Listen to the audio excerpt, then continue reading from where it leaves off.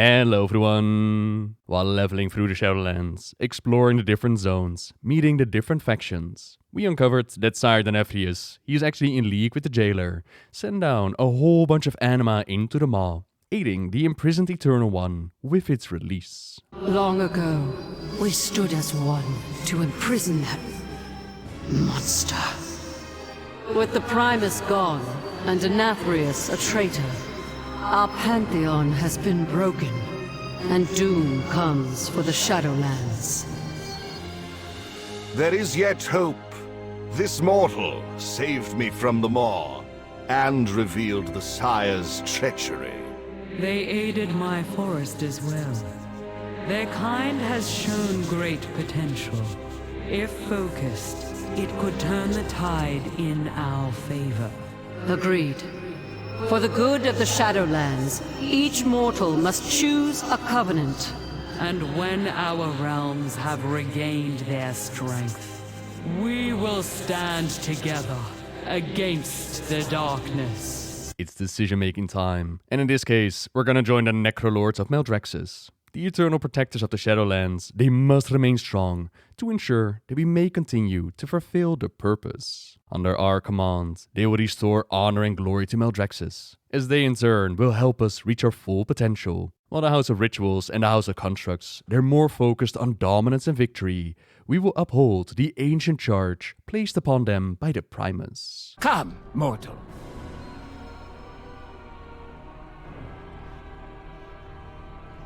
Necrolords, true defenders of Maldraxxus, hear my words.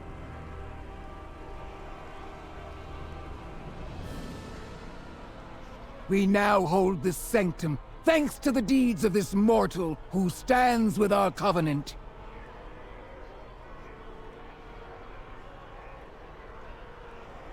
Though the Primus has long been absent from these halls, the Maw Walker embodies the virtues he instilled in the 5 houses. Step forward, mortal, and raise your rune blade.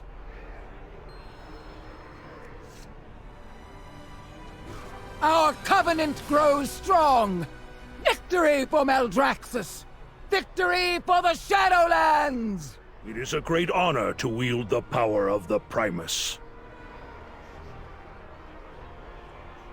Do not squander this opportunity, Maw Walker. Within you lies the courage, might, and guile to conquer your rivals.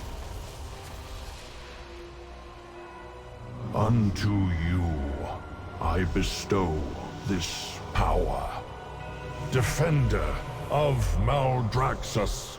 In order to support the Shadowlands with the threats ahead of us, like Sire Denathrius allying with the jailer, or the war going on between the houses right here in Maldraxxus, we'll have to empower ourselves, empower our followers, and empower our covenants. As we adventure through the Shadowlands, our connection to the covenant, it grows ever stronger. Our renown does as well. A higher renown means greater rewards, greater power. We gather it by completing chapters in our Covenant campaign, by returning anima to our storage, and by saving the souls from the Maw itself. But what's power if you don't show it off? If we are to aid the rest of the Shadowlands, we must begin here in our domain first, in Maldraxxus.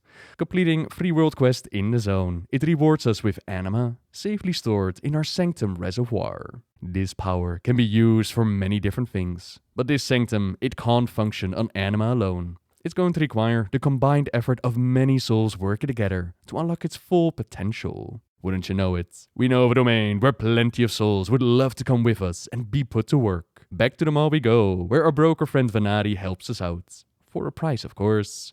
With the souls collected, we can start on our first Covenant upgrade. We could maybe lay down a transport network for easier travel in the zone, an anima conductor to activate new challenges and adventures, or a command table. Now I don't think I'll have to explain what a command table does, or a unique upgrade that's different for every single covenant. In the case of the Necrolords, this upgrade is going to give us access to the Abomination Factory.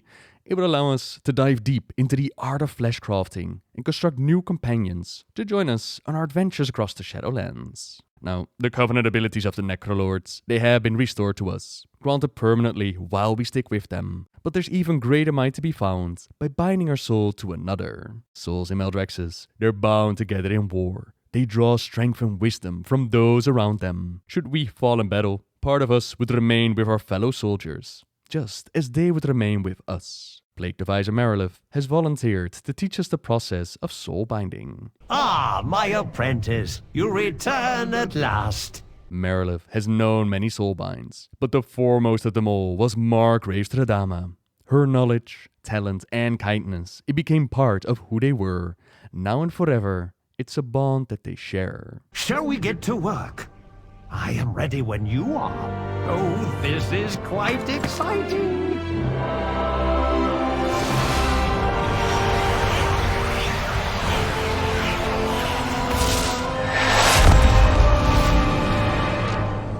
As our renown grows, so too will our bond over time. But there is the ability to accelerate this process with the use of some conduits. We're going to pick the different abilities that we want, the different paths our bond flows through.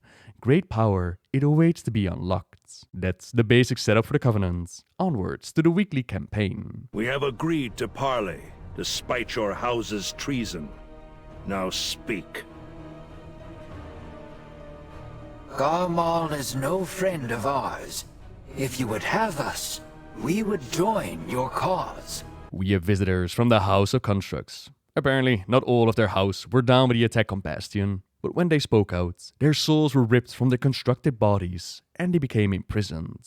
Emily, a princess apparently, she managed to escape, but most of them did not. Rafan, the abominable Stitchmaster, wants our help to free the other souls, and in return, they can build us an army of constructs far greater than any that serve Garmal. Interestingly enough, the quest text mentions Margrave Belegaros, and I don't know if that's a typo or a nickname used for Margrave Garmal, or perhaps that Garmal replaced Belegaros after the attack on Bastion. I have no idea, but all the same, we travel with them to the body banks, where we can get Emily a constructed body worthy of their spirits. We'll just need to gather a couple of tools in the area. Skewering needles, razor thread spools, and clotting patches. Not just any skin is gonna do though.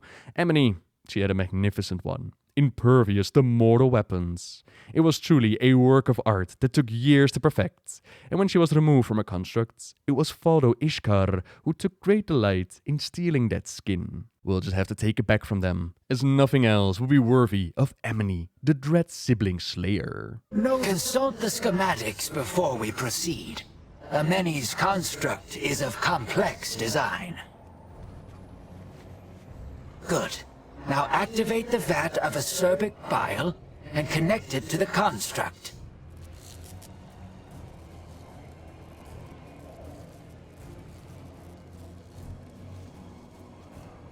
Excellent.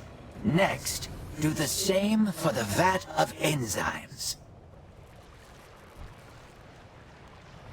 Well done. The construct is nearly ready to receive Ameni's soul. Just one more step to do. Despite the beliefs of most people, Emily has a kind heart. Well, at least she will have one once we give it to her.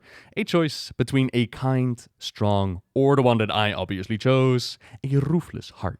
We will be powerful allies, Mawwalker, but not friends. I do not have friends. You are speaking to a princess. Emily, the Slaughter Daughter. Honestly, can Maldraxxus get any more metal? She walks once more with a cute little crown on her head. Time to get even. When she was locked up, she made a list of all the constructs that betrayed her. It is a lengthy one, and we get to help teach these constructs the mistake they made by destroying them, along with Yardmaster Praluk, who is number 1 on the list. And while Emily was able to escape, many souls that had spoken out, they're still imprisoned within the Etheric Vault, doomed to stay there until their souls fade away, starved of their anima. We free them, take them with us to the seat of the Primus. At the Butcher's Block, they're going to be able to use these souls, construct a new army of battle-worthy constructs to lead Maldraxxus to victory.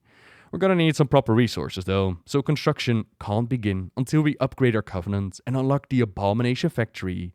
But still, the allegiance of the Slaughter Daughter and the abominable Stitchmaster. It will prove invaluable for the times ahead. And that brings us to the end of week 1 for our Covenant campaign. Thank you very much for watching, everyone. Subscribe if you like my videos. Leave a like if you enjoyed this one. And until next time, see ya! Have you children, Alexandros? I do. 2 sons. One betrayed me to the Scourge. The other sacrificed himself to free me. I saw him again, just recently, in the Maw. He too has risen as a Death Knight. He too fights to defend our world. You must be proud. My son was a mere babe when traitors struck me down. I fought to my last breath to save him, but I do not know if he survived. If he is of your blood, Draka, then I have no doubt that he did.